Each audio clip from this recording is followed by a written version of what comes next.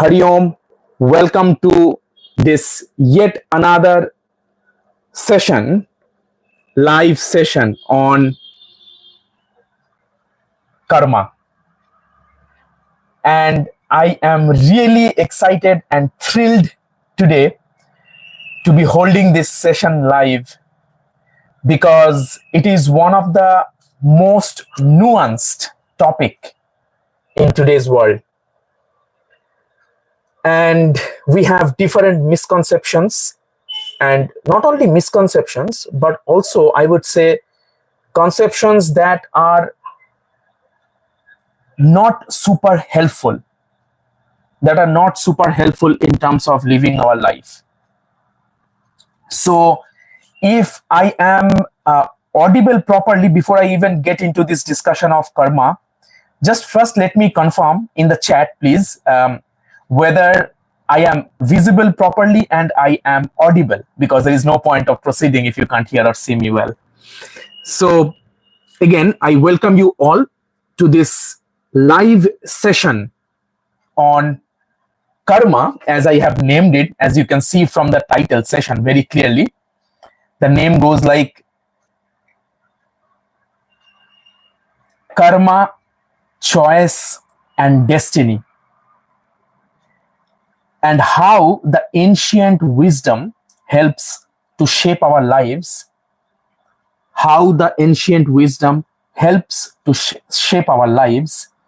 if we are familiar with the ancient concept of what karma indicates. Thank you for confirming that I am audible and visible. So I have a plan for this session. First of all, I would like to introduce in the first few minutes what karma is, what usually we think, and then we will pave the path toward the ancient wisdom about explaining what it truly signifies. So, first of all, for whoever is in here, if I ask you, what do you think about karma? If I ask you, just write me in the chat, what is your take on karma? What does karma mean to you? When we say, we use the name karma all over the place. In fact, when I was in the United States, I lived in Pennsylvania for six years. And in Pennsylvania, in the city I was in, State College, there is an Indian restaurant named Karma. So I just want to say that this is a word that we have been using all along, in every day, in our spheres of life. But if I ask you, before I even proceed to this discussion, what does karma mean to you? Just write me in one or two words, maybe in one sentence. What does it mean to you? Because to understand the nuances of karma, first we have to see where we stand. Okay? Now let me tell you, karma is a Sanskrit word, and it is a word that is used in many Indian languages as it is. Like in Bengali, we say karma. In Hindi, we say karma. In Sanskrit, of course, it's karma. Karma literally means did or work. Karma means work. Now, when that concept of the word karma, when that seeps in to mean something much deeper that has the potential to shape our lives, that's when it becomes very interesting. So we need to know what it means. I see that from the audience, some of you are typing. Thank you so much for letting me know. Yes, karma, I see that Kishalay is typing that karma is the past imprints created by our actions, thoughts, speech, intentions, which drives our life in a certain direction, attracting certain events. Thank you so much for saying that. Let me tell you, in this session today, we will be busting some of the myths that we think we knew about what karma is. And not only about busting, but also about explaining to you, not from my own pocket, but from the two ancient root texts on yoga. That is, number one, Srimad Bhagavad Gita, and number two is Maharishi Patanjali's Yoga Sutras. I would explain what those two root texts have talked about in terms of karma. How many kinds of karma are there? What does each of these kinds mean? Do we have something called free will at all, that we say in this Gen Z, in this millennium, that free will? Is there anything called free will?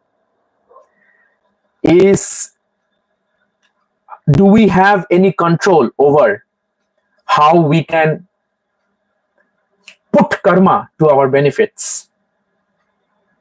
Do we have, or we are simply mere victims, just like the genetic imprint? We say that we are victims of our genetic code and we cannot do anything about it, and we are all doomed for the life.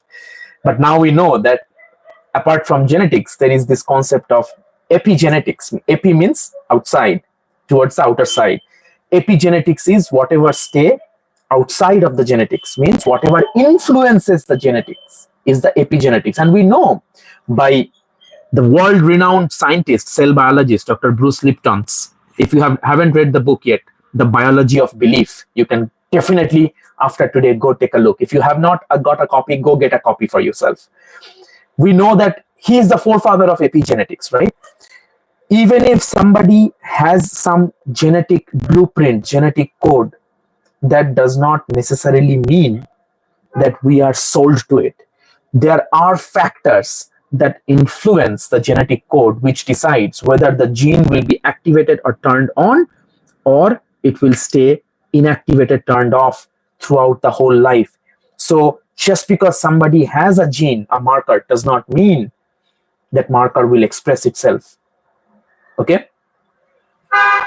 So I would ask my audience to kindly hold on to your questions.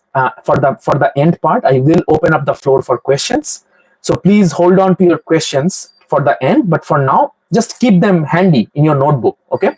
And whenever I prompt you to type something in the chat, you can definitely chat. Questions, let's hold on, because otherwise we will be losing the flow. So I hope that's okay with everybody.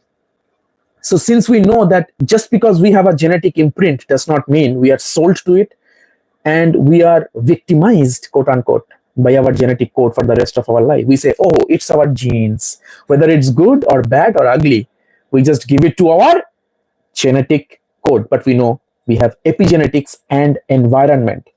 So genes and environment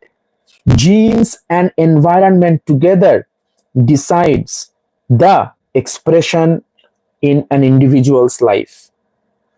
Okay? Genes plus expression, environment. Environment means it's the epigenetic environment, whatever is going on around the genes in the cell. And also the environment means what kind of environment we are keeping ourselves on a day-to-day basis. All right? So environment means both internal and our external environment. Similarly, just because we know that karma means if you have done something, it will come back to you. Yes, it's right. Every action has its equal and opposite reaction. But does it mean that there is no way whatsoever that we can buy our way out of our karma? How many kinds of karma are there? Is it just like whatever we do, that's the only kind? Do we ever have anything called free will where I can just do whatever I like? What does the Supreme Consciousness, what does the Supreme Consciousness tells us, shares us about the wisdom of karma? Let's learn all about it in this session today. And as you know, in any kind of holistic healing and Vedic healing discussion, we start the session with a chant. Let's start the session with a small chant, and this chant will be about reminding us, empowering us from the Vedic texts, the Upanishads, the Shanti mantra, in particular the Brihadaranyaka Upanishad. So Brihadaranyaka Upanishad is the largest of the Upanishads in volume, in size. It's from the Shukla Yajurveda. So the Shanti mantra of Brihadaranyaka Upanishad, let's chant it. If you know this, you can chant along. Om Purnamadav Purnamidam Purnat Purnamudachyate Purnasya Purnamadaya Purnamevavashishyate. Om Shanti Shanti Shanti Hare Om Tat Sat Shri Gurubhyo Namaha Hare Om. Welcome again to this live session of Karma, Free Will, Destiny, and what ancient yogic scriptures tell us about how we can use karma to shape our life. First thing, what I will be talking about is, throughout this session, I will be focusing on karma is not only your action, but your action plus your intention. Action plus your intention, okay? And our power to reshape the destiny through what kind of choices we are making in our daily life, okay? And the yogic tools to purify our karma. So towards the end, I will be talking about 3 ways where we can purify our karma. There is a way, I'm telling you upfront right here, there is a way to buy out from your karmic effects. There are ways. And for those people, whoever will stay until the end, and they will take some specific actions that I will give you some call to actions. Whoever stays until the end, how do I know if you are staying until the end? You can send me, I will prompt you, and you can send me a chat towards the end, so I will know that you are there. Whoever is there until the end and will take right away some actions. These sessions are not just, it's not a movie going on here, okay? It's not a movie for sure. It's not a Netflix show. These sessions are crafted such that you can take away some daily activity tools that you can apply in your life right away and see results for yourself. I always tell my one-to-one clients, this is not a course, this is not a class, this is not an intellectual stimulation or anything. This is investigating what are the principles that govern our life. And when I say life, I mean everything, whether we are happy, we are unhappy, we are ecstatic, we are sorrowful, we are joyous, we are angry, everything, whatever is going on. These sessions are understanding how human beings function. So I will give you some actions, some giveaway gifts for you, for whoever stays until the end and who take actions within the stipulated time I give you. So stay tuned until the end. And of course, for the discussion itself, I will prompt you some questions in the middle also. You can answer during that time. Have you ever asked yourself, let me ask you this first question, have you ever asked yourself, why is this happening to me again? Suppose there is a pattern that you have noticed that happens in your life. Have you ever found yourself, caught yourself asking the question, why on earth is this happening to me yet again? Raise your hand, or in this case, type in your chat box if you have found yourself ever in that kind of situation. I am raising my hand because I certainly have found myself in those situations where I am like, wait, what? Really? Really? Is it really happening to me again? Okay. So somebody wrote, it is happening again, maybe so I can learn a lesson. Yeah, my hand is up too. My hand is up too. So let's investigate, what is it for? Why is it happening? When we say, have you seen some people who are successful?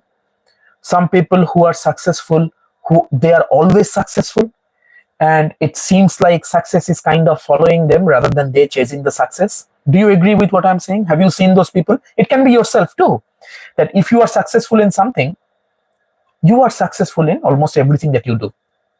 And for people, those who are not successful, who are living a life of momentary failure, let me put it this way, momentary failure, it seems to be like that's kind of a pattern of failure is kind of chasing them. Whatever they do, they are kind of like, when will I see this? When will I see the light of success ever in my life? Have you seen this? Have you seen some people are born in affluent families? Affluent families, sattvic families. What does affluent and sattvic means? Means the family is rooted in harmonious principles, living life with values, harmony, wealthy, they are healthy, they are happy, they have gotten prosperity. On the contrary, there are people who are born into families where they are, they're born in a family which is not affluent. Let me put it simply. They're not affluent. People call them quote unquote poor. And they continue to become like that, to be like that. There are three things I will just hint you to keep in mind. We will connect the dots backwards later. Three things you can keep in mind, which is governed by our karma. And of course, I will talk about what kind of karma, how many of them are there and all that. The three things are jati. Jati means the tribe that you are born in, meaning your family, the neighbors, whoever are your tribe. The jati. Ayu. Ayu means your longevity, how many years you will be living on this planet. And bhoga. Bhoga means your experiences.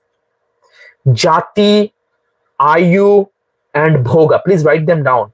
You can type in the chat to reiterate with me. Please type in the chat to reiterate. Jati, J-A, long A, T-I. Jati means your tribe, where you are born to. Ayu, Ayu like Ayurveda, same Ayu. Ayu is longevity. And bhoga.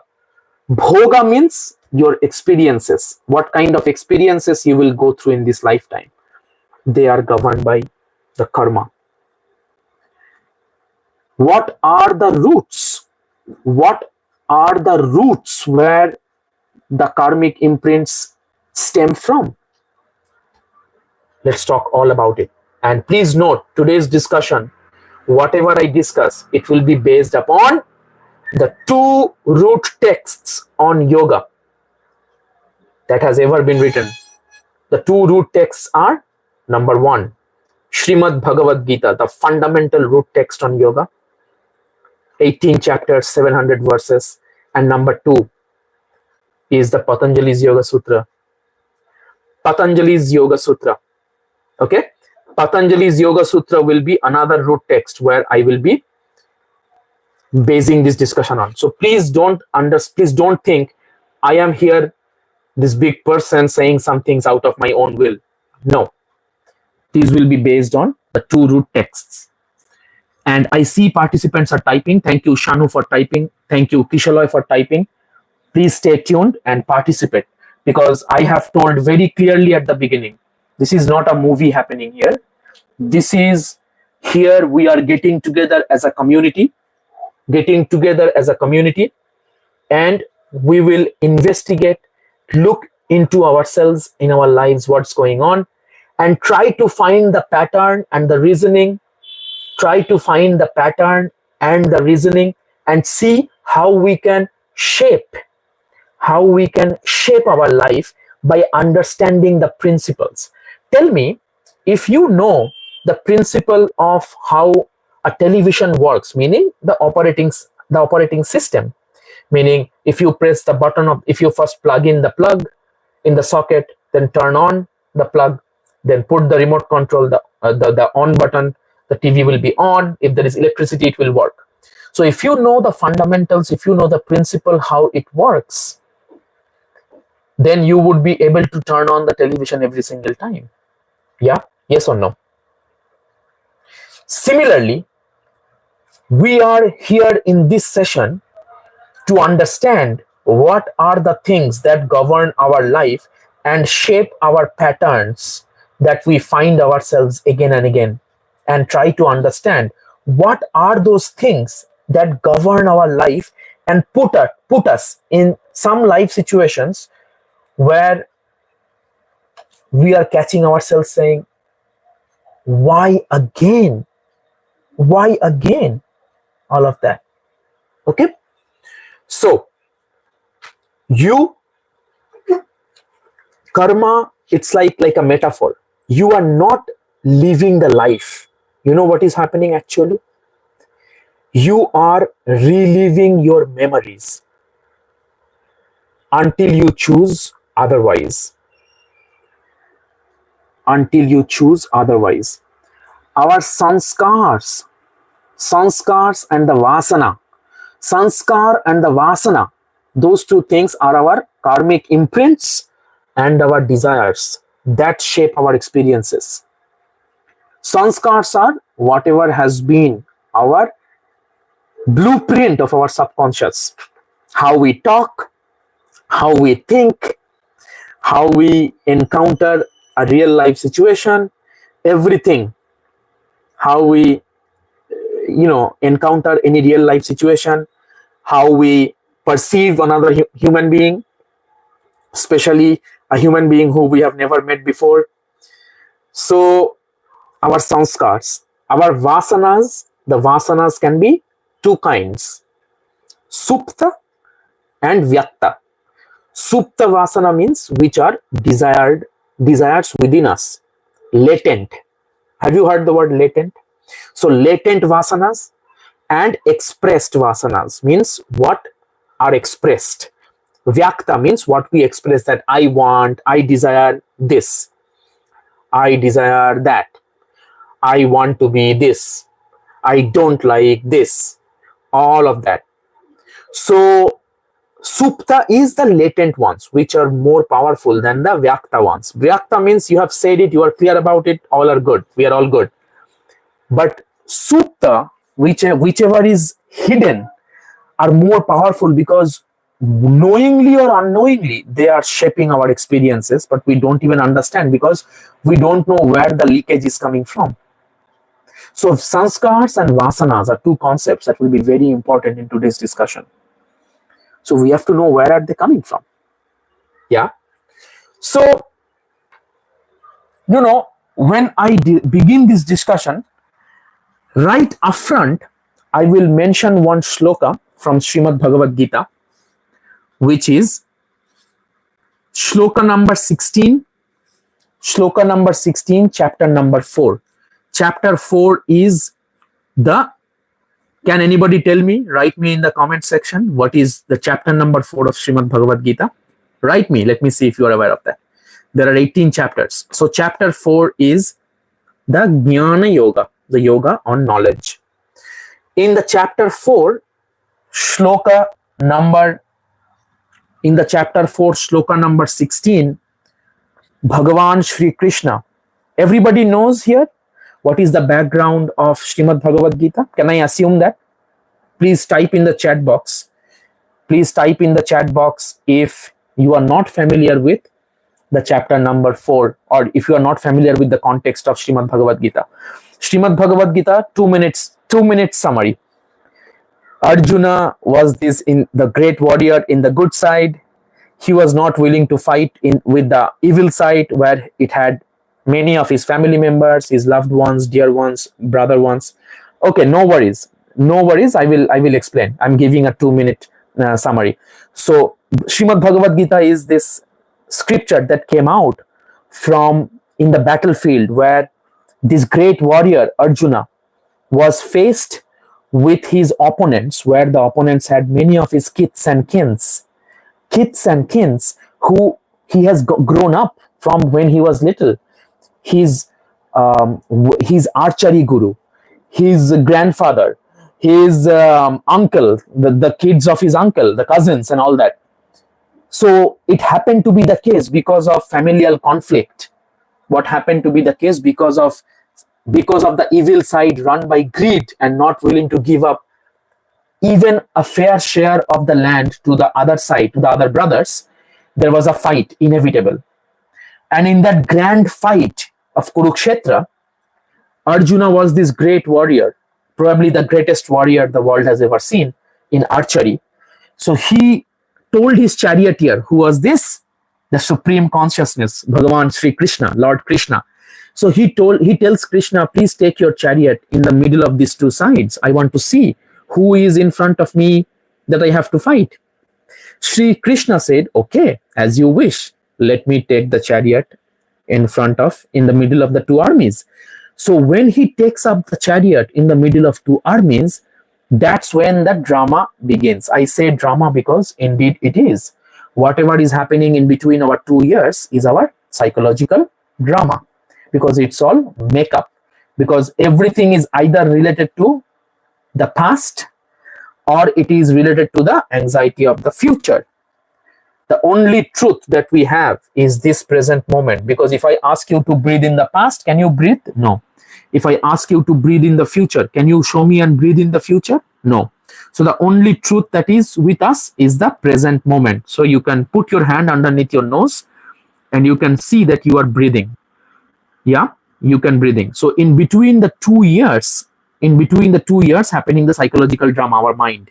So Arjuna, there starts the psychological drama. Arjuna said, the great warrior, just before the fight was about to begin, Arjuna says to his charioteer, Bhagavan Lord Krishna, I feel like whatever is going to happen, it's very, very unfair. I am not gonna fight this war because I think they are our kith and kin. It's even better if I be killed unarmed by this opponent army, but I am not gonna fight this fight. So Bhagavan Sri Krishna then hears all about this, his grudge and his complaints. Then he opens his eyes to the reality and he shares the wisdom of how to navigate life fruitfully. And that is the wisdom of Srimad Bhagavad Gita. So from the fourth, there are 18 chapters that Bhagavan Sri Krishna explains the concept of Srimad Bhagavad Gita. In the fourth chapter, 18 chapters and 700 verses, all about yoga. Each chapter is named as some sort of yoga. Like first chapter is Arjuna Vishada Yoga, the lamentation of Arjuna, the despondency of Arjuna. Second chapter is Sankhya Yoga. Third chapter is Karma Yoga, the yoga of action, right? Karma, the same karma that we are talking today. Fourth is the Jnana Yoga, the yoga of wisdom, knowledge, right knowledge. So I will start with a verse from the Jnana Yoga, verse number 16. Let me chant this first. It's a beautiful meter, Anushtuk meter. Let me chant this verse first, and then, let me chant this first and then I will explain the meaning. King karma kima karmeti kavayopyatra mohitaha tatte karma pravakshyami yajñat va mokshyase shubhat. One more time. King karma kima karmeti kavayopyatra mohitaha tatte karma pravakshyami yajñat va mokshyase shubhat. So this is the 16th verse of the 4th chapter where Sri Krishna tells how subtle karma is. The meaning goes like this. Even sages are bewildered as to what is action and what is inaction. I shall therefore tell you what action is, by knowing which you will be freed from evil. So you see, Bhagavan Sri Krishna tells himself, even sages are bewildered. Even the sages are bewildered. about this nuance of karma, as to what action is and what is inaction. I shall therefore tell you what action is, by knowing which you will be freed from evil. Here, evil means you can think of the repercussions of karma. What is evil? Whatever is undesirable is the evil. So, here in this case, the evil means the repercussions of our karma, unconscious karma. Okay, so outright he mentions the subtlety of karma, just like Bhagavan Shri Krishna mentions there in the Patanjali's Yoga Sutra. By the way, Patanjali's Yoga Sutra is another fundamental root text of yoga. In my one-to-one holistic health and healing programs, I do include Patanjali's Yoga Sutras, Srimad Bhagavad Gita, all these knowledges, because they are eternal wisdom, irrespective of caste, color, and creed.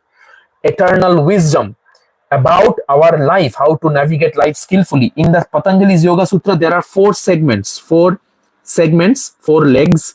Among the four segments, the second segment is the sadhana pada, the portion on practice. In that, in sutra number 12, so there are 196 sutras in total in Patanjali's Yoga Sutra. They are very short, very succinct, and very to the point. Just like Srimad Bhagavad Gita, it's a song of the Lord. It has a melody to it. Srimad Bhagavad Gita, so Patanjali's Yoga Sutras is short, succinct, in the form of aphorism. Aphorism means cryptic messages, cryptic wisdom messages. In there, in number 12, so please note down whatever I'm telling you now. In the segment 2 of Sadhana Pada, the name is Sadhana Pada, the segment 2 of Patanjali's Yoga Sutra, Sutra number 12, Maharshi Patanjali says, the great sage Patanjali, who is considered as the father of modern yoga, the father of yoga. So it says, Klesha Moolaha Karmashayaha Drishta Drishta Janma Vedaniyaha, means the womb of karmas.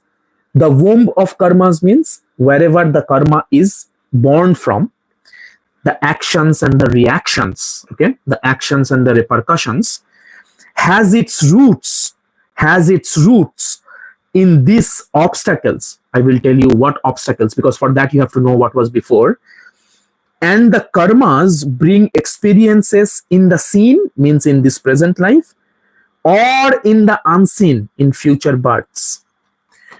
So, first of all, the receptacle, the womb from where all these karmas stem from, are rooted in these 5 obstacles or klesha. Klesha means obstacles that bring forth misery in one's life.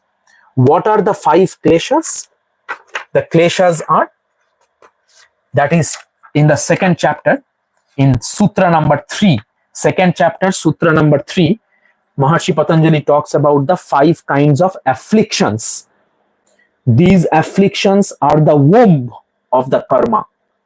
First, avidya means ignorance, not being able to see things clearly. So, ignorance. Asmita means I am the doer. I am the owner of what I do and all. I. The sense of false I, the false sense of ego. I am the doer. I am like me. What are we? We are just a lump of the 5 great elements with some pran shakti and a mind and some consciousness. But if we think about it, what our true identity is, we, due to our ignorance, we think we are our body, we are our possessions, we are our degrees, we are our social fame, we are our net worth, and all of that. By our delusional state, we think we are all of these. So the 5 sources of kleshas are, somebody can type in the chat box what I'm saying here, the 5 afflictions, causes of affliction, where the roots of all the actions and inactions reside are: number 1, avidya means ignorance. Number 2, Asmita means false I-ness, ego, false ego. You can also think of it as ahankar, false ego. Ahang is false ego. Then avidya, asmita, raga means attachment. Dvesha means aversion, means I like it, I don't like it. And abhinivesha means clinging to life. Clinging to life means, of course, clinging to the materialistic nature of our life on this very planet. So abhinivesha means clinging to life. These are the 5 obstacles. And in the 12th sutra, Maharshi Patanjali says, these 5 obstacles are the womb. What is womb? Wherever a new birth comes in. So these 5 obstacles are the womb of actions and inactions. And the karmas which are rooted in these 5 of afflictions, they bring experiences in this seen, means in the present birth, and in the unseen means in the future birth. So very clearly mentioned in Maharshi Patanjali Sutra. So far let me tell you a summary of what we just discussed. We discussed about the importance of karma by Bhagavan Shri Krishna's his own words, what he says to Arjuna about what karma means. It is so subtle that even the sages are bewildered by knowing what is my karma, what should be my course of action, and what should be my course of inaction. Even the sages are bewildered. Okay? And next, we talked about the 5 kleshas, the afflictions, which are the womb of the actions and their repercussions. Okay? And these karmas, which are rooted in these 5 afflictions, bring forth our experiences either in this life or in the unseen life, means in future births. Is that clear so far? Please type in the chat box if the discussion is so far very clear, or if there is something you want some explanation on. In the meantime, let me tell you that the karmic storehouse is rooted in the afflictions, and it brings about the experiences in this life or in future lives we just talked about. Now, which tells us karma is not just action. It is an impression that is seeded in the subconscious, and it is stored as vasana. The karma that is seeded in our subconscious is stored as vasana. Remember, I talked about the word vasana, means desires. It can be latent, it can be expressed. So how can we relate up to this far?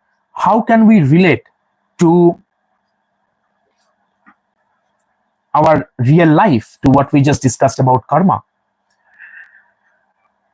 Can anybody tell that whatever we learned, can you relate anything that goes with your real life?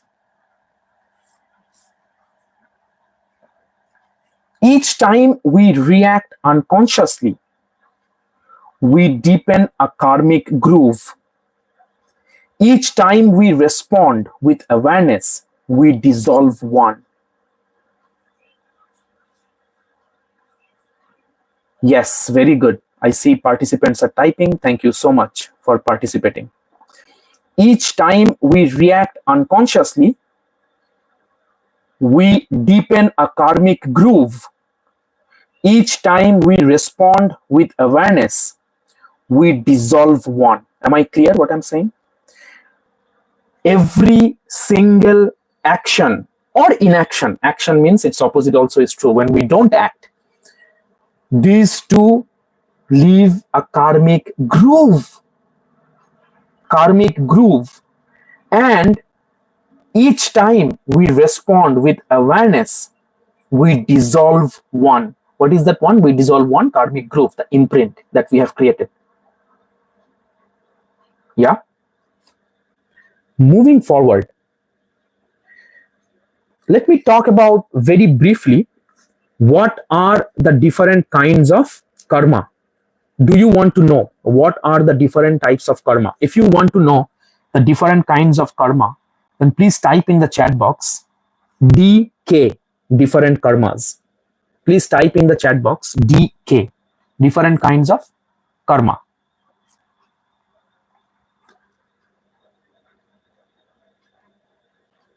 So,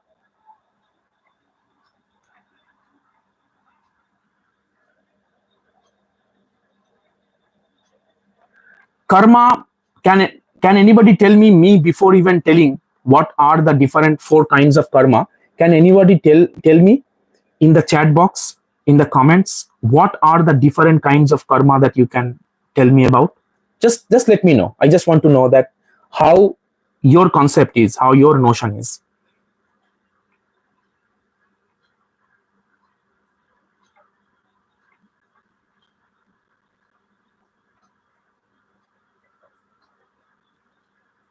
The karma are of specially three kinds.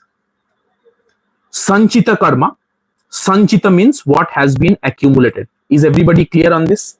Sanchita is a Sanskrit word which means whatever has been accumulated over the past lifetimes. Okay? Sanchita. Prarabdha karma. Prarabdha means what has already begun to fruition, what has already begun to show its effect in our lives. That is the Prarabdha karma. Prarabdha means that already has begun. And what is the other thing? What is the other thing? The other type of karma is Anagata karma. What the karma, what has not yet come. Anagata means that yet has not come. There is another kind of karma, Kriyamana karma. Kriyamana means karma being created through current actions. Kriyamana karma. So I talked about four types of karma, guys. Four types of karma. Please note down. Sanchita karma, whatever we have already accumulated from our past lifetimes until this far. It's there, it's our baggage. Sanchita karma means our karmic baggage, just to understand it easily. Second is the Prarabdha karma, the effects of those karma which has already starting to show its effect, means your present life. Like the fact that you are born in this family, the fact that you are living, or somebody who has passed away, the fact that they lived only until that far, the fact that you are experiencing the current sorts of experience that you are going, that one. And the Kriyamana means whatever you are doing right now, like in this lifetime you are doing, right? Every single moment you are doing something. For example, right now here you are joining this session and you are participating actively in this discussion of understanding how our life functions. So Kriyaman means every single actions that we are performing on a continuous basis right now, right? All the actions that we are doing, Kriyamana. Kriyaman means it's continual, it's a sense of continuity. And the fourth kind of karma is, which is very powerful. I will tell you why am I saying this, it's very powerful. Because that fourth kind of karma is what will become to our saving. Saving means the fourth kind of karma is what will become our savior. Anagata karma, the karma that has not yet arrived, the actions that we have not yet performed. All right. So, having said that, let me move on to the second segment of this discussion, which will be choice and free will, karma or conscious creation. Karma or conscious creation. Okay, choice and free will. Free will means you are doing whatever you would like, but there can be two kinds of free will. One is stemming from a place of total clarity of where your action and your inaction is coming from. So you choose freely. And the other kind of free will can be you are completely deluded by ignorance. You have no idea what a repercussion, what an effect will mean. You are completely deluded, and then you are doing whatever you like. So do you see the difference between two kind of free will? When we make a choice, one is coming from a free will of total clarity.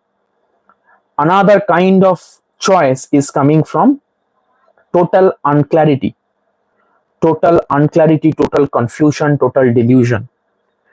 So if you ask me the question, do we really have a free will or we are bound by our karma? Well, yes and no. You can have free will and choose your own course of action if you know where it is stemming from, if you are coming from a space of complete clarity. Now let me tell you, like I promised to you that the whole discussion of this session is going to be guided by Srimad Bhagavad Gita and Patanjali's Yoga Sutras. Let me tell you at this point, the 18th chapter, let me jump to the 18th chapter of Srimad Bhagavad Gita, Moksha Yoga, the yoga on renunciation. Shloka number 63, the 63rd shloka of the last chapter, Moksha Yoga. You see how Bhagavan Shri Krishna is empowering Arjuna. Bhagavan Shri Krishna tells in the 63rd shloka, just let me chant first couple of times. Iti te jnanamakyatam guhyad guhyataram maya vimrishyaitada jathechasi tatha kuru. Iti te jnanamakyatam guhyad guhyataram maya vimrishyaitada jathechasi tatha kuru. What does it mean? Does the wisdom more profound than all profundities been declared to thee by me? Reflecting over it fully, act as thou likest. Do whatever you like. Jathechasi tatha kuru means yathechasi tatha kuru means yatha ichhasi tatha kuru. Do however you like. So I told you this is from the 18th chapter, right? 18th chapter is the last chapter. Bhagavan Shri Krishna spent the whole Srimad Bhagavad Gita, imparted the wisdom of Srimad Bhagavad Gita to this greatest warrior of the world, Arjuna. He told what happens if you do this, what happens if you do otherwise, gave him the cause and effects, and gave him the total clarity about how life functions, what brings forth what is sattvic, rajasic, tamasic, what is the devilish qualities, what is the quality of devas, the godlike qualities, what does it mean to be in a sattvic state, rajasic state, tamasic state, how the shraddha can be of three kinds. Shraddha means faith. He gives all these lessons, he gives the whole wisdom of Srimad Bhagavad Gita in the previous chapters. Then at the very end, what does Bhagavan Krishna says? This is where the free will comes in. He says, I have given you the most profound wisdom of all the profound knowledge that exists ever in this whole planet. Guhyataram. So, iti te jnanam akhyatam guhyat guhyataram maya.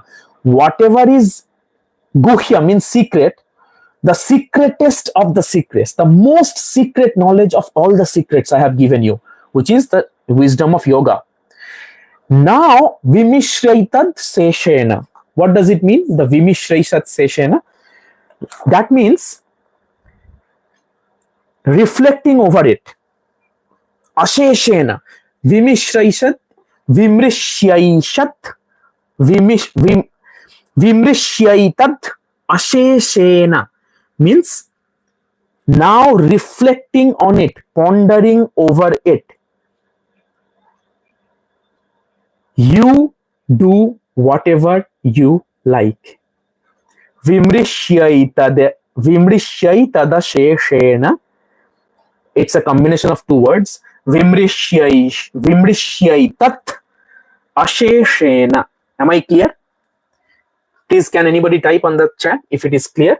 Iti te jnanam akhyatam guhyat guhyataram maya. Thus you have been given, imparted the wisdom of the secretest knowledge by me. Vimrishyaitada jathechasi tatha kuru. Vimrishyaitat asheshena. Think over it, ponder over it infinitely. Means very carefully. Then you can do whatever you like.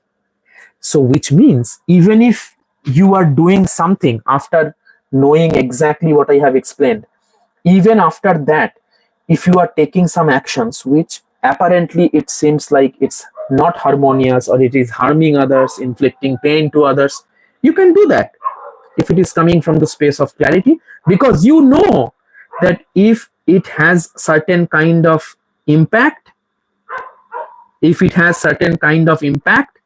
it will have certain kind of repercussions. So you can do whatever you want because you are coming from a state of total clarity. So free will, yes, you can choose your action if you are coming from a space of knowing that what repercussion it will bring. If you want that repercussion, go ahead. But the universal law is you cannot avoid the law of karma, means you cannot avoid the fact if you do a certain kind of actions, it will bring forth certain kind of repercussions. Just like the Newtonian's third law that acts on the universal masses and the two bodies, every action has its equal and opposite reaction. Similarly, if you are coming from this factor and you know this, you are rooted in the wisdom, you can choose your actions. No problem. Go ahead.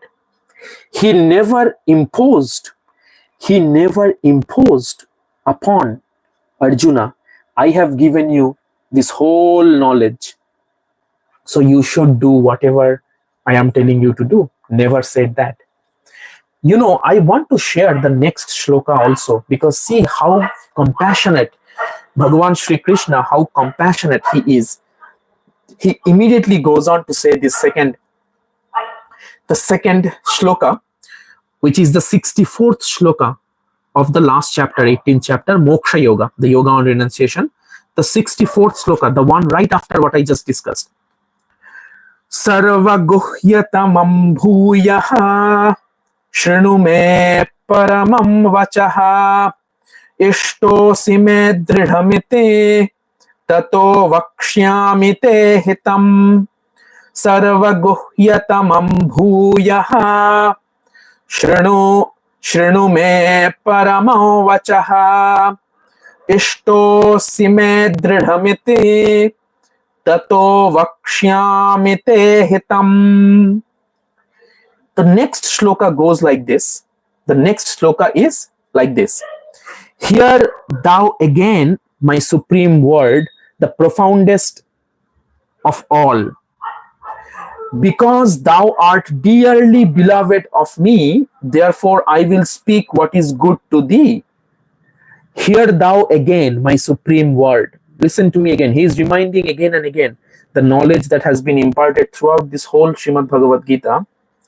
The profoundest of all, Sarva Guhyatamam, profound or the most secret of all the knowledge. Because thou art dearly beloved of me, therefore I will speak what is good to thee.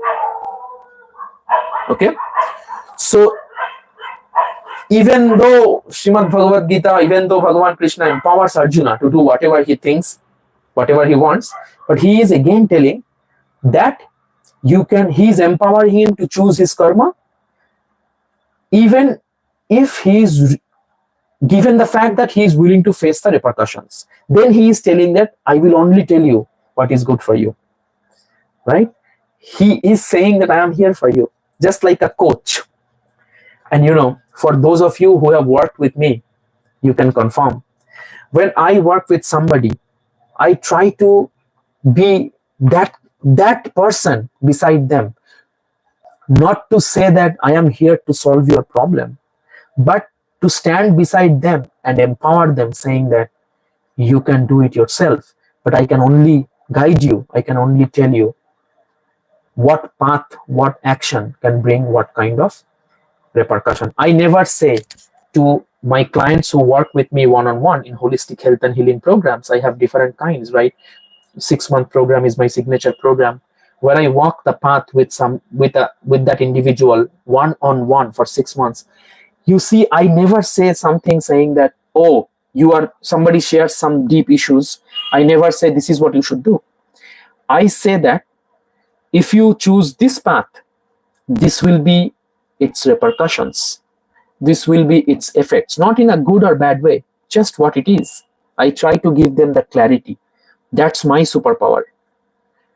That's my superpower of having the clarity, because I have experienced a lot, and I have, in my own life, I have gone through different kinds of experiences.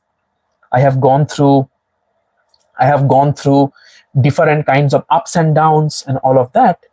So I have learned it the hard way. So I just give them a clarity, saying that if you go this route, you will have this kind of repercussions which you cannot avoid. It is must. You must face those, because that's like a karmic law. That's like a karmic law. If you take this route, if you take this other route, these will be the repercussions. You cannot avoid those, because just like the Newtonian law, just like the law of gravity, if you throw a stone upward, it will come back to you again. Similarly, this is also another law of karma. You cannot avoid it. You cannot avoid it. Okay? So I will now share with you that, remember when I talked about the 4 kinds of karma, I said that mark this karma, which is, I am going to tell you now, is the anagata karma. Anagata karma means the karma that has not come to you yet.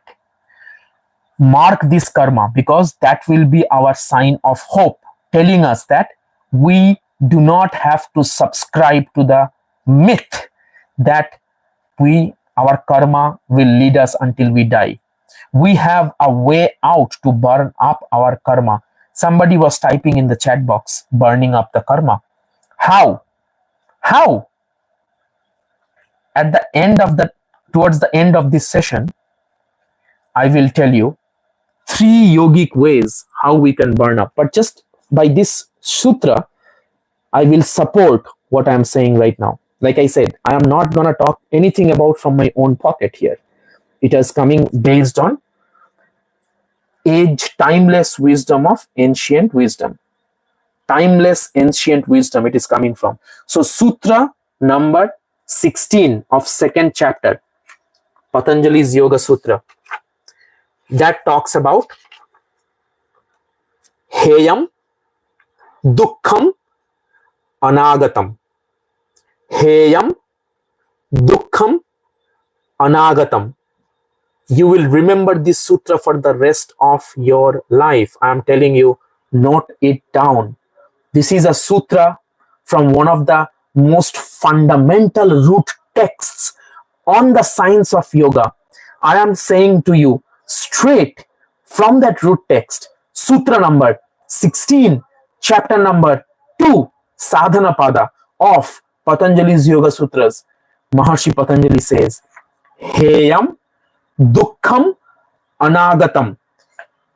Pain that has not yet arrived, you can avoid that. Heyam means you can prevent it, you can avoid it. Pain that has not yet arrived, you can avoid that by consciously choosing the course of action, knowing what kind of action will bring forth what. Okay? Now, let me tell you that why do we inflict pain? Why do we have pain at the first place? Or any karma, any action that we do, what are the two kinds of actions that we have? So in the sutra number 14, thank you so much for sharing that, Arjun. I really appreciate it, for your time and for your patience to be here. In sutra number 14, Maharshi Patanjali talks about chapter 2, sutra number 14. Maharshi Patanjali says, te hlada paritapa phalaha punya hetutvat. Te hlada paritapa phalaha punya hetutvat. Te hlada paritapa phalaha punya hetutvat.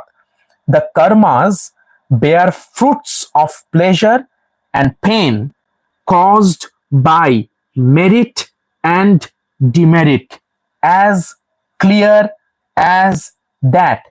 And you think Newton's law of motion, third law of motion, was something that was invented in 16th century, 17th century?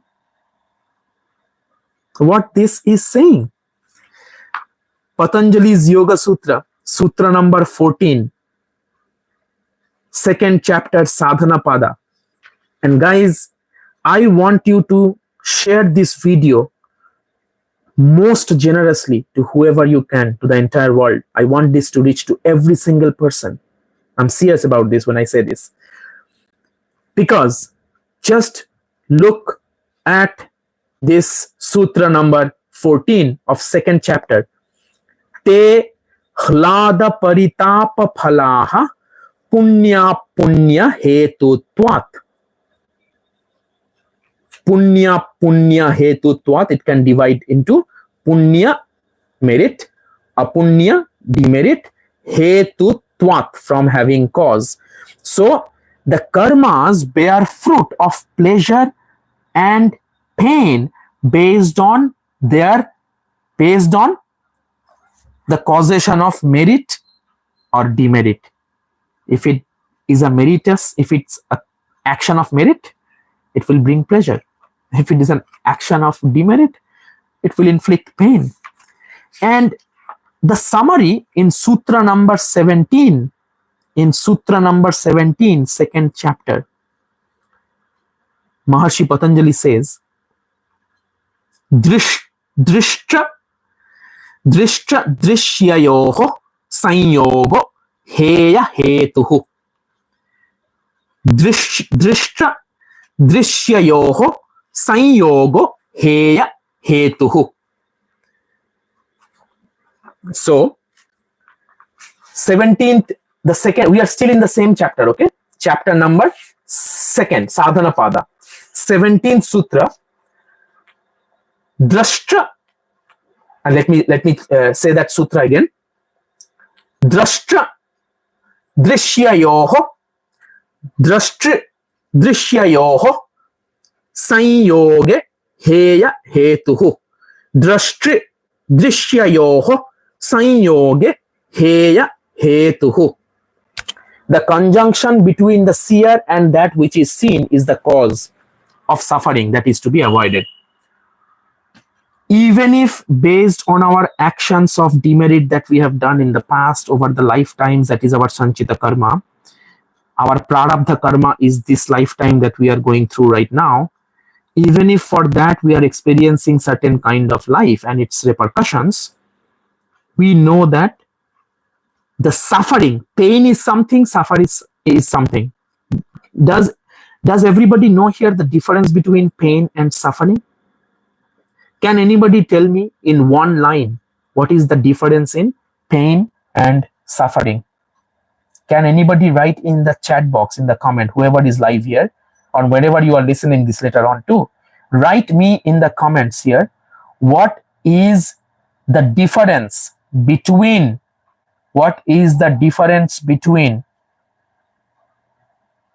pain and suffering?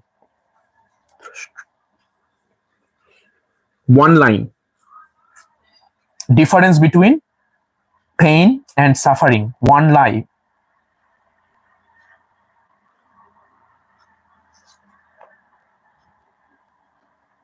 So, can anybody type it?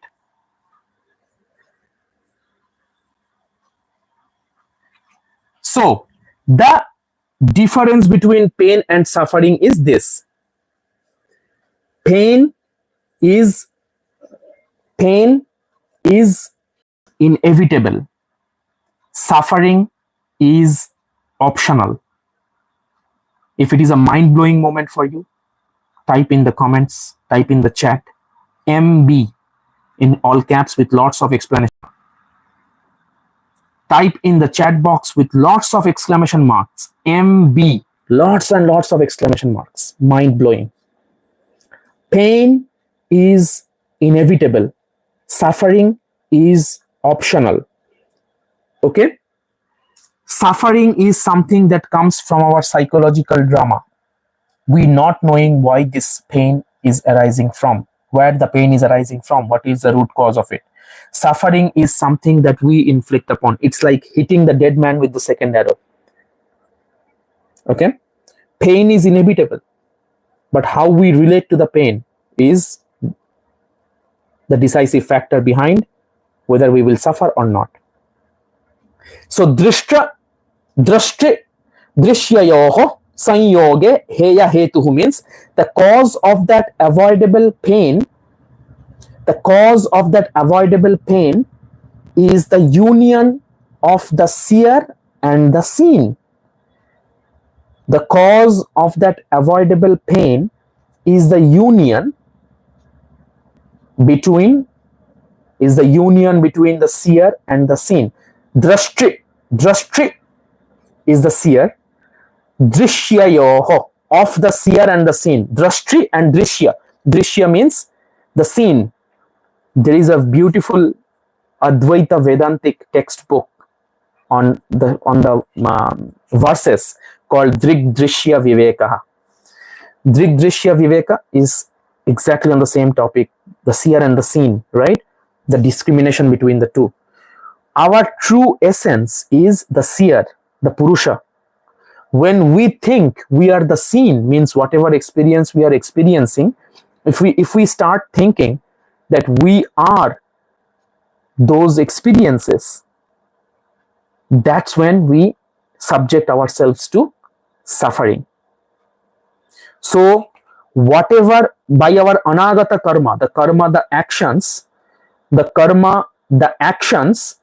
whatever we have not done yet, the anagata karma, whatever we have not done yet, through that we could avoid the pain. Now, how does that pain come into existence? The pain come into existence and become our suffering when we start thinking by ignorance, by the influence of ignorance, when we start thinking our true identity as our experiences, as our changing nature, right? If we start thinking we are the doer, we have this false ego and all of that, that's when the pain starts to arise. Okay? So, Srimad Bhagavad Gita, let's talk about another shloka. Is destiny fixed or fluid? Is destiny fixed or fluid? Like we have been talking about all this. In chapter 3, which is the chapter on karma yoga, in chapter 3, shloka number 30, Srimad Bhagavad Gita, Bhagavan Shri Krishna says, karma yoga, the yoga on action. Mai sarvani karmani sanyasyadhyatma chetasa nirasher nirmamo bhutva yudhyasva vigatajvaraha. Mai sarvani karmani sanyasyadhyatma chetasa nirasher nirmamo bhutva yudhyasva vigatajvaraha. Renouncing all actions to me with mind centered on the self, getting rid of hope and selfishness. Fight. Getting rid of desires and selfishness. Fight. Vairagya.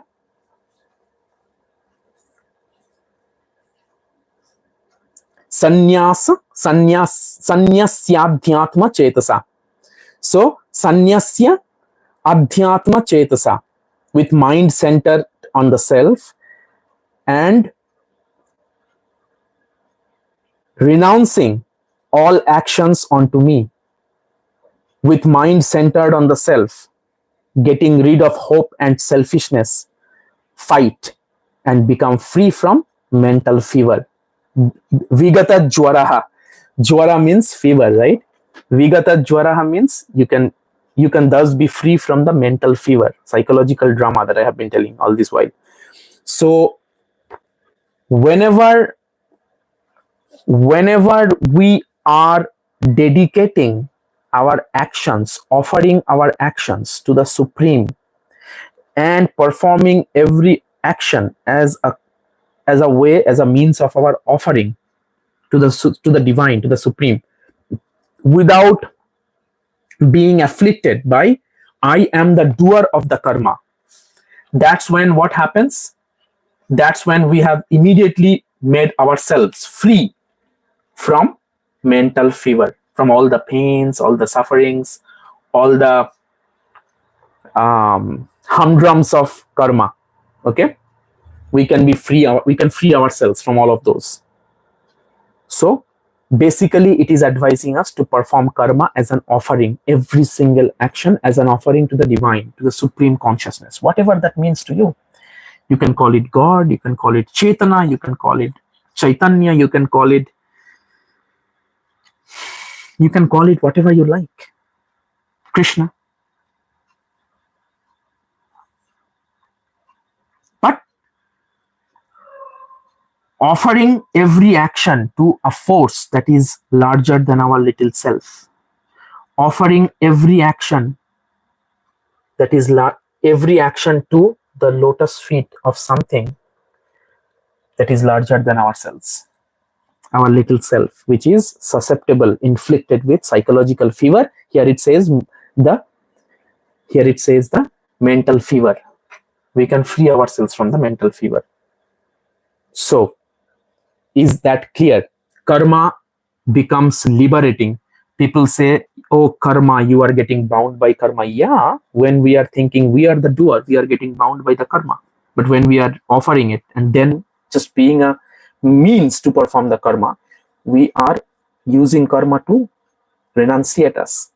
So karma becomes liberating when it is offered and not possessed. So Yoga Sutra 2.17, I just discussed already. We become inflicted by the karma, the actions, the repercussions of the karma, if we think we are, if we start thinking the seer is the seen. When we start thinking that our true identity is whatever is changing, our changing nature, our mind, our body, our emotions, our intellect, our ego, all of that, when we associate our true identity as those changing things, we inflict suffering that could have been avoided. So, drishyayoho sanyogo heya hetuhu. You remember that sutra number 17 of second chapter? I said, why is the cause, why is the pain arising? Because the moment we are deluded by ignorance and we are thinking that our true nature is all these changing things, that's when the seer and the seen, they try to identify with each other. Seer does not try, but when we when we perceive, who is perceiving? That's the question. When the seer and the seen, there is no discrimination between the two. That's when we think whatever we are going through, the repercussions, all these fruits are our identity, we start suffering. So basically the essence is, when we think I am my karma, we suffer. When we realize I have karma that I perform and it is getting performed through me, we are liberated, we are transcended. So destiny is not fixed. Who said destiny is fixed? Destiny is not fixed. It is our karma, our awareness, and from those space of wisdom, our actions. Destiny is defined by our karma, of course, all the karmas that we talked about, our awareness of what is the womb of all the karma, our awareness about the root cause of all the karma, all the pain and everything, and then whatever we act upon, whatever we do. These three together shapes our destiny. Now, I promised you that towards the end, I will discuss some daily tips to rewire our karma. I think somebody in the participants was typing about burning the karma, burning the karma, burning the karma. So these are the ways that we can burn our karma in real practical ways. Please take note. Have your notebooks and journal ready. This is not a movie, I have told you. This must be interactive. You should write in the comments what I'm telling you, whether you have learned it. First one is the Swadhyaya plus Karma journal. What is Swadhyaya? Swadhyaya means self-study, literally. And out of the 5 niyamas in yoga, the second limb of yoga, the second of the 8 limbs of yoga is niyama. Niyama means discipline. It means how the practitioner, how the yogi connects to oneself. Out of that discipline, the 5 kinds of discipline are there. Saucha, cleanliness. Santosha means contentment. Tapas means austere practices. Swadhyaya is the 4th discipline. And Ishvara Pranidhan means surrendering to the divine. So the 4th one is Swadhyaya, means we should do study of the scriptures like Srimad Bhagavad Gita, Patanjali's Yoga Sutras, which gives us clarity, eternal wisdom on what karma means and how it can impact and shape our lives, right? So Swadhyaya plus karmic journal. I will give you some prompt that you can use for filling up your karmic journal. Are you ready? Are you ready for having the prompt? If you are ready to having the prompt for your karmic journal, please type in the chat. B-I-O, bring it on. B-I-O, bring it on. What can be your prompt for your karmic journal? The prompt can be like this. What did I choose today that was unconscious? What did I choose today that was coming from a space of non-clarity, cloudedness, delusion, that was unconscious?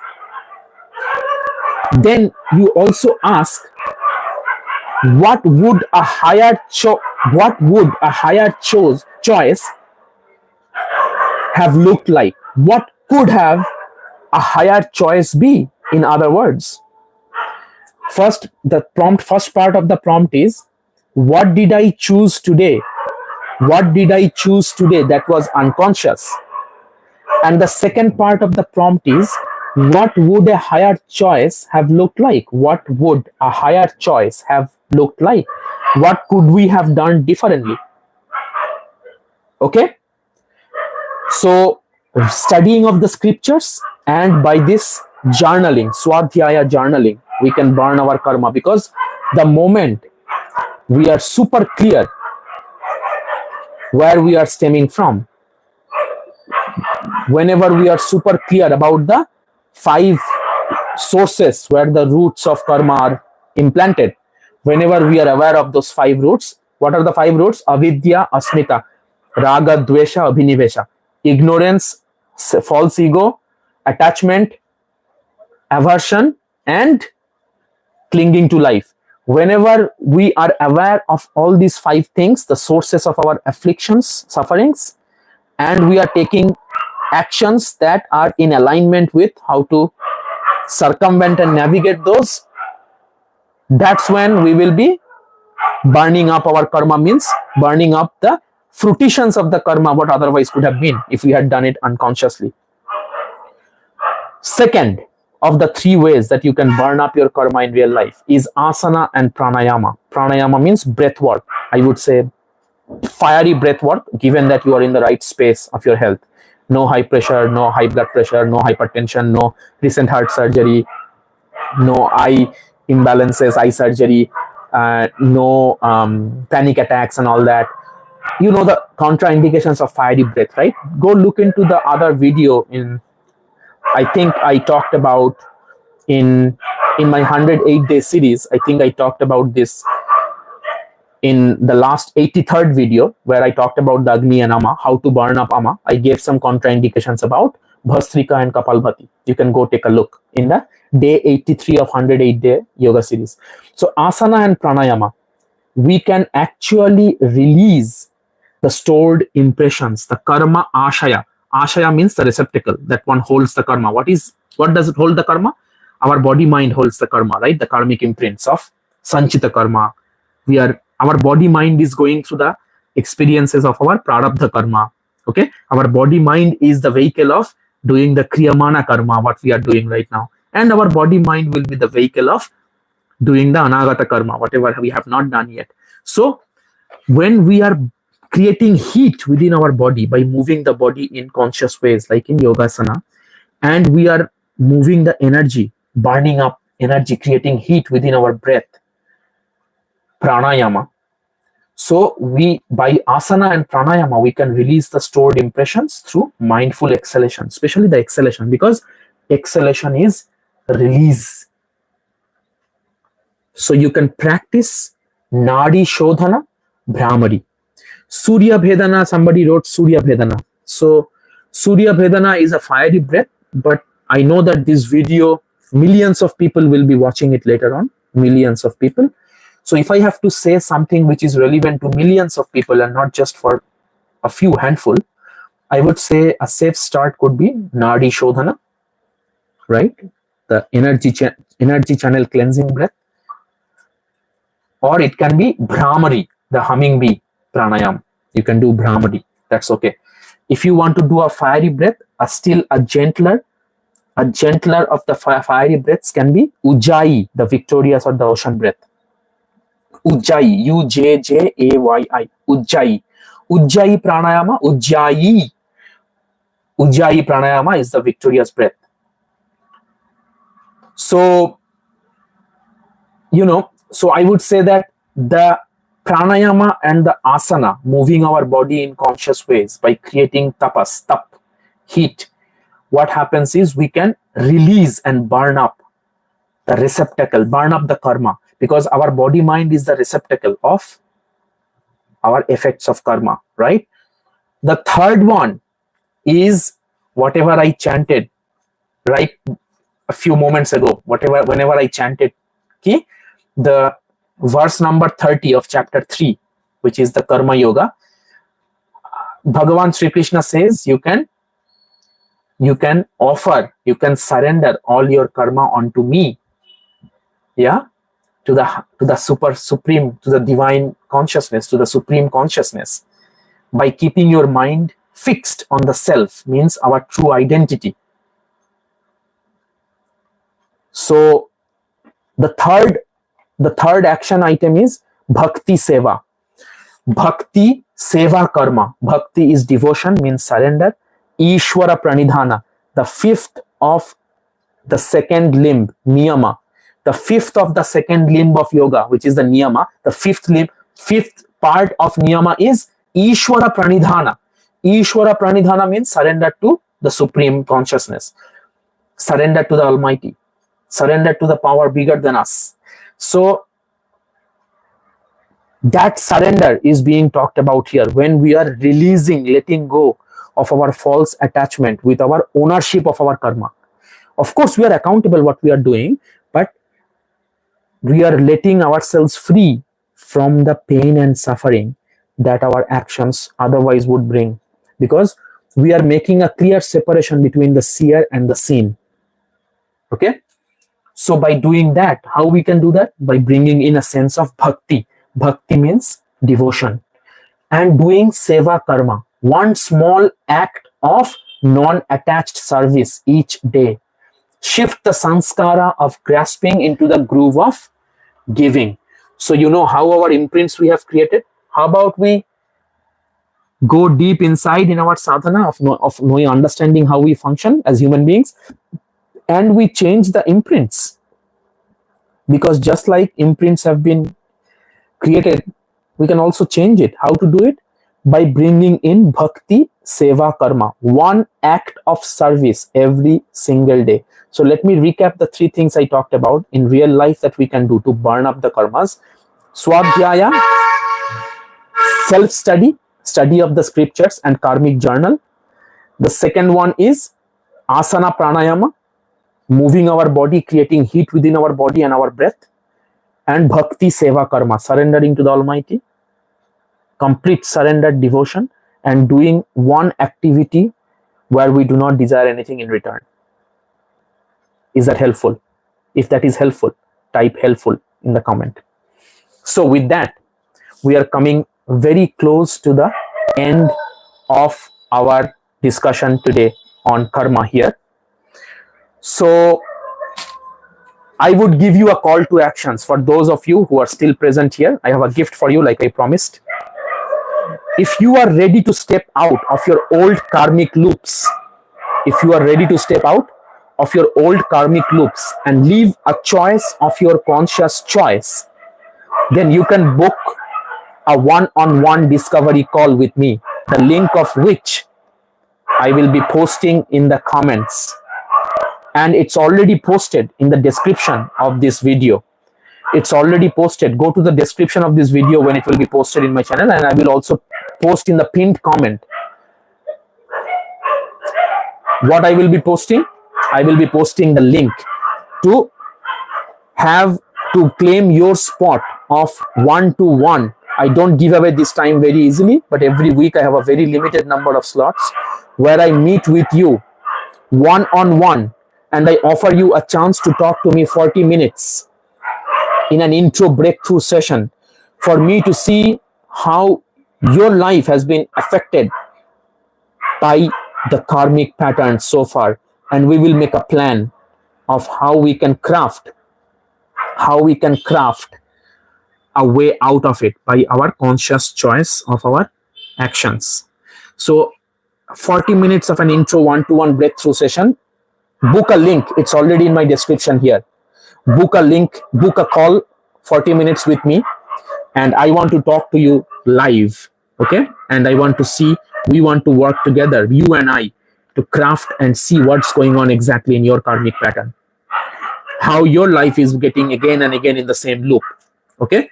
And if you take that action today, within the next 48 hours, if you, after I finish this live call, if you go and book that, let me see if I can start a poll here somewhere. I don't see the option anymore. Yeah, I don't see the option, no worries. So I will post, I already posted in the description the link to my to book that discovery call, intro breakthrough session, one-on-one, 40 minutes with me. Go book that call within the next 48 hours. Once you do that, I will offer you 3 mind-blowing giveaway gifts. First one is the Karma Clarity Map, a visual charting of your dominant karmic areas, current choices, and how you can replace them with your new intentions. Am I audible? The first mind-blowing giveaway gift for the action takers would be your Karma Clarity Map, a PDF template, visual charting of your dominant karmic areas, current choices, and how you can replace it with conscious new intentions. Number 2, and ebook. Number 2 giveaway gift will be an ebook, Karma in the words of Krishna and Patanjali. Karma in the words of Krishna and Patanjali. Parallel quotes with simplified commentary on each. An ebook. And number 3 giveaway gift would be a guided meditation audio / a workbook on karmic release and rebirth. How we can free ourselves from this myth of thinking that we are subjected to the bondages of karma for the rest of our life. This is a session of our empowerment. This is not a session of saying that we can't do anything, but rather exactly the opposite. I'm here to shake ourselves up, to say that we can take charge of our own life. Go book that 40-minute call within the next 48 hours. It must be within the next 48 hours since I closed this live session. And the link for booking that one-to-one discovery call 40 minutes will be posted, is already posted in the description of this live session. And I will also post it in the pinned comment after this call is recorded and I post the playback in my channel. Go there and you will find it. Finally, I am closing the session today, of course, with another verse, another shloka from Srimad Bhagavad Gita, and that is shloka number 47 of second chapter, which is Sankhya Yoga, which talks about how we should associate ourselves, with karma. Let's ready? Let's chant it. I will chant it twice. Karmanyevadhikaraste ma phaleshu kadachana ma karma phala heturbhuh ma te sangostva karmani karmanyevadhikaraste ma phaleshu kadachana ma karma phala heturbhuh ma te sangostva karmani. Thy right is to work only, but never to the fruits thereof. Be thou not the producer of fruits of actions, neither let thy attachment be towards inaction. Our right is only to the actions and not to the fruits of actions. The fruits of action neither should attract us to the karma, nor shall we be deluded to not take actions and get away from our duties. Okay? Reminder that we should own our karma, coming from a space of total clarity of knowing where the roots of karma lies. It lies in the 5 afflictions. Remember? Ignorance, false ego, attachment, aversion, and clinging to life in this material world. I will open up the floor. I see some participants are very eager for a Q&A, question and answer. Since I promised, although it has been almost more than 1.5 hour session already, I will open the floor for some questions. I will take up however many questions I can in the next 5 minutes. I will open it up for questions. If you have questions, you can type your questions in the meantime. And I want to share one book that I think will be an excellent support for your understanding of karma, what it means and how we are bound to our karmas and all of that. I think a life transforming book will be this, a book called Karma. A book called Karma, A Yogi's Guide to Crafting Your Destiny. New York Times bestseller. One of my favorite books, this one. A Yogi's Guide to Crafting Your Destiny. What an empowerment. The whole session was empowering ourselves, saying that we can craft our own destiny. You know who this book is written by. I don't have to introduce him anymore. So you can definitely get a copy of this book called Karma by Sadhguru, A Yogi's Guide to Crafting Your Destiny, and you will discover some mind-boggling connections of what we just discussed today. And it's written in a way which is very engaging, humorous, eye-opening, straight to the point, things like that. So you will be able to relate, I'm sure. So anyway, any questions before I close the call? I see people are asking for some time for question and answer. So please type. And again, for those who are joining in later on, neuroplasticity aspects of, can you quickly mention the neuroplasticity aspects of karma? Yeah, thank you for that question, Kishala. See, whenever we are taking charge of our conscious choice, that we can choose our next course of action, what we are essentially doing is that we are telling ourselves we are not bound to go by some dogma or some superstition or somebody has told me that's why. It's a science, right? Yoga is a science of human mind. So once we know how the human mind and our human behavior functions, and we are understanding the principles, and based on those principles we are taking actions, neuroplastically speaking, what it does is it gives us the empowerment of being in charge of creating our destiny. Otherwise, what is the opposite? The opposite is, I'm saying about the growth mindset. Whenever we are going through some experience in our life, why am I in this lifetime? Why have I been born in this family? Why am I going through these experiences? Why that person passed away so short? Instead of afflicting the suffering, if we are aware of the principles, we are in the state of growth mindset. We would ask ourselves the right questions then. Instead of asking why me, we will be asking, what can I do now that it's me? What can I do so that next time it's not me? Do you see? The neuroplastic exercise would be, instead of being in the fixed mindset and accepting ourselves as a victim of our karmic repercussions, we will be asking ourselves not why me, but rather, given that it's me, again, what can be done so that it's not me next time? Okay, it gives us immense amount of growth mindset. Okay, growth mindset versus fixed mindset. So plasticity, yes. So as we know, neuroplasticity is a concept that tells us that our brain can evolve since the last breath. So whatever neurons wire together, they fire together. If our neurons of negativity are always wiring together and they will be firing together all the time, we have to break the pattern by asking ourselves the right kind of introspective questions. And how would we get that answers? By swadhyaya, the first activity that I told, by studying the scriptures. Instead of asking ourselves, why me? We ask ourselves, now, given the fact that it's me, what can be done so that it's not me next time? So that's the growth mindset.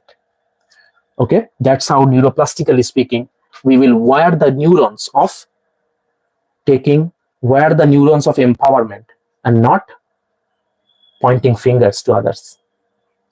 Pointing fingers to our karmic blueprint. There is nothing called karmic blueprint. Yes, there is a karmic blueprint, but just like Maharshi Patanjali says, heyam dukkham anagatam. Whatever pain has not arrived yet, you can avoid it consciously. So, sutra number 16 of second chapter, I told you, heyam dukkham anagatam. That sutra is gonna stay for the rest of your life. Whatever pain has not arrived yet, it can be avoided consciously. Does that answer your question? I hope that answers your question. One last question I can take. Time for one last question, then we will close the call. And like I said, I will remind people for taking that action step of booking that intro one-to-one breakthrough session. I'm sure more than 85, 88 people have taken that discovery call. Whether they have joined the program or not, that one discovery call has been a life changer for, I would say, almost each one of them. So if you want to step into this field of taking charge of your life, and you don't want to find yourself in the same rut of falling in victimized with the same patterns again and again, go book that discovery call, 40-minute. The link is posted in the description. and I will also post in the comment section of this playback recording, pinned comment, within the next 48 hours, and I will give you 3 gifts also for taking that action. Karma Clarity Map, a PDF template, and ebook on karma in the words of Krishna and Patanjali, and also a guided meditation audio / worksheet on karmic release and rebirth. And it will be based on Yoga Sutras and Srimad Bhagavad Gita. Again, okay? So I'm still deciding how I can make the last giveaway super solid, but do take the actions. It will be only for those who are taking the actions within the next 48 hours. What is the question here? Also, the original I is not bound by the karmic. Also, the original I is not bound by the karmic ties. It is in the level of body mind. Yeah. So the soul has no suffering. There are 3 layers of existence. There are 3 layers of existence, right? The sthula sharira, the physical body, the sukshma sharira, the subtle body, and the karana sharira. Karana sharira means the causal body. So the karana sharira, the causal body, is the Atman, the soul. It is free of suffering. Soul has no imbalance, by the way. Whenever somebody comes to me to join my one-to-one holistic health coaching program, the first thing I say is that all the imbalances are happening in your body and mind layer. All the answers of your imbalances will be already in the body and mind layer. Soul has no suffering. We think, by our false ego, by our ignorance, we think our identity is our body, our mind, our emotions, our intellect, all that. So we think we are suffering, but actual we, like you said in the question, is our soul, which has no suffering. So all the imbalances are in our body mind. All the response and answers to the imbalances are also in our body mind. Okay? So yeah, that's why I told you that there is a sutra. I also said in the session, the sutra is the 17th sutra. Drishyayoho sanyoge heya hetuhu. The cause of the avoidable pain is because of our understanding of the union of the seer and the seen. When we think, whoever is experiencing all of this and our body mind, the seen, the seer and the seen, whenever we think they are together by our ignorance, we start suffering. Whenever we know and remind ourselves that our true identity is this unchanged, untouched soul, it has no imbalance, no suffering, that's the real we, then we are not suffering anymore. Pain is inevitable, happening in the body-mind layer. Okay? So, anyway, thank you so much, everyone, for joining with me in this session and taking the time out and giving your most 2 important, valuable assets in your life. One is your time, and even more important and more valuable is your attention. I got your attention and your time. So thank you so much for joining me in this session. Go look at my channel, Holistic Health with Dr. Deb. If you have not subscribed to it yet, please hit that subscribe button, bell notification icon, and the like button. Do comment me all your questions. I would also look at the questions later on, and I would try to answer each one of them one by one personally to the best of my knowledge. And also go to the other videos that I'm posting in the other playlists. Please go to my channel, look into all my playlists, and comment in each one of those videos. I want my videos to be flooded with comments so that I can respond and really see that whatever I'm sharing is bringing value and changing people's lives. Like somebody wrote, yeah. So, thank you so much. Yeah. Last, I would remind again, the action step. Don't forget that the action step is within the next 48 hours, go book an intro one-on-one discovery call. I would say it's a breakthrough session, 40 minutes one-on-one. I don't give away this time very easily, but since my whole purpose of doing all of this is to empower human beings to heal naturally, live harmoniously, and lead consciously through the combined wisdom of ancient Vedic science and modern science, So I think it's my dharma to share out what I can offer to you. Okay, go book the discovery call. I cannot wait to see you live on the other side and connect with you. I love connections. I love connecting with human beings. That's one of my superpowers. So I cannot wait to see you live, and stay tuned for the next live session. Usually it's once a week for now, but let me see if I can find more time to connect with you like this one-on-one live. Well, it's not one-on-one, one to many live, but yeah, I enjoy those one-on-one discovery calls, breakthrough sessions. And of course, if you choose to join to walk this path with me for a longer time in a more intimate way, you have that options too, which I talk in the discovery call. Thank you. Take care. Hari Om. I will chant that Vedic mantra, the Vedic peace chant one more time to close the call. Om Purnamadav Purnamidam Purnat Purnamudachyate Purnasya Purnamadaya Purnamevavashishyate. Om Shanti Shanti Shanti. Hare Om Tat Sat. Shri Gurubhyo Namaha. Hare Om. Thank you. Take care. Bye bye. Thank you for all the comments. Bye. Take care. See you soon.